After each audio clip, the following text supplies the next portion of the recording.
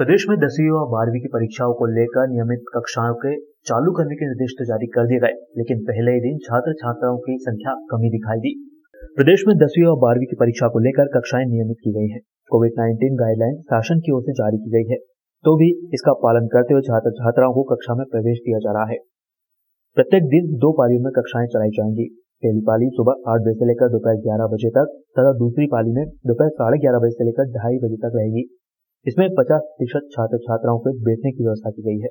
School में छात्र छात्राओं को बैठाने के लिए 6 फीट की दूरी तय की गई है। वहीं प्रवेश करने पर मास्क दिए जा रहे हैं।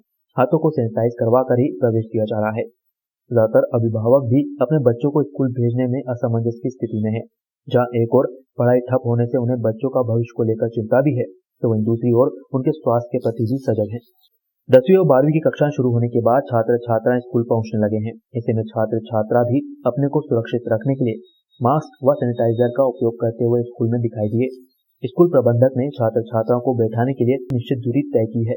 छात्रों ने बताया कि स्कूल में कोविड-19 के तहत सारी व्यवस्थाएं हैं। अब जब हम सुबह स्कूल आए तो हमें सैनिटाइज़र कराया गया और सोशल डिस्टेंसिंग में बिठाया गया और बहुत अच्छे से पढ़ाई करवाई जा रही है। और इतनी विपरीत परिस्थितियों में हमें पढ़ाया जा रहा है तो हमें भी खुद पर भी और टीचर्स पे भी बहुत गर्व हो रहा है।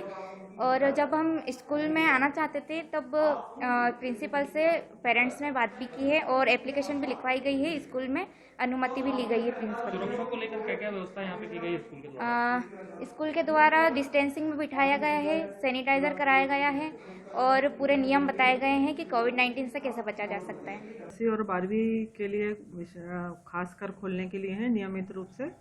9वीं और 11वीं को हमारे लेवल पर प्राचार्य के ऊपर छोड़ा गया है कि यदि बच्चों के स्ट्रेंथ के हिसाब से यदि आपकी क्लास है आपके पास, तो आप उस क्लास में बच्चों को फिर 9th और 11th को बुला सकते हैं।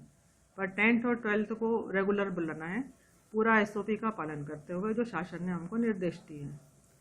तो बच्चों को मास्क लगा के आना है, सैनिटाइज हम करेंगे, थर्मल स्क्रीनिंग होगी।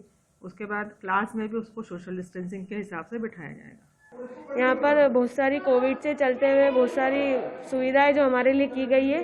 हम सुबह स्कूल में आते हैं, हमें सैनिटाइज़र किया जाता है, हम क्लास में आकर बैठते हैं, दूर दूर बिठाते हैं बिल्कुल सोशल डिस्टेंसिंग के साथ। बहुत अच्छा लग रहा है, हमें पढ़ने में बहुत अनुभव मिल रहा है। अभी कोरोना के चलते भी हमारी स्कूल में पढ़ाई की जा रही है। हमें बहुत गर्व महसूस हो रहा है और हम चाहते हैं कि आगे बढ़े। इसीलिए हम पढ़ने के लिए इतनी कठोर समस्या में भी आ रहे हैं। के लिए बच्चों को बुलाना है, नियमित रूप से बच्चे आएंगे। बोर्ड की परीक्षाएं होनी है तो कोविड SOP का पालन करते हुए बच्चों को स्कूलों में बुलाना है और नियमित कक्षाएं लगेंगी। बच्चों की संख्या आज कितनी आई है शाम तक पता चलेगा कितने बच्चे आए हैं, पर धीरे धीरे बच्चे नियमित रूप से स्कूल में बुलाना शुरू करें। 202 सरकारी स्कूल है हमारे और वहाँ पर स्कूलों को सैनिटाइज कराने के निर्देश दे दिए थे।